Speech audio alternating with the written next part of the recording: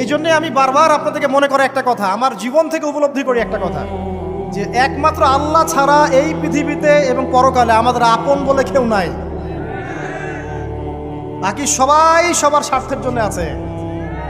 মানুষ মানুষের অবস্থানকেই মূল্যায়ন করে, মানুষ মানুষের অবস্থানকেই মূল্যায়ন করে। আল্লাহ রাব্বুল আলামিন আপনার ভিতরটাকে ভালোবাসেন। দেখেন, আপনি যখন নামাজ পড়েন নাই, আল্লাহ পাক কিন্তু আপনাকে ধ্বংস করে দেন নাই। আল্লাহ পরম করুণাময় আপনাকে হেদায়েত দিয়ে নামাজি বানিয়ে দিয়েছেন। জীবনে অনেক পাপ করেছেন, ইনস্ট্যান্ট আল্লাহ পাক শাস্তি দিতে পারতেন, আল্লাহ পাক দেন নাই।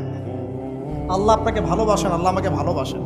আল্লাহ পাকের এই ভালোবাসার ঋণটা শোধ করার জন্য হলেও নামাজি হয়ে যান, আল্লাহর পথে ফিরে আসেন, দিনের জন্য কিছু করেন, দিনের ফিকির করেন, পড়াশোনা করেন।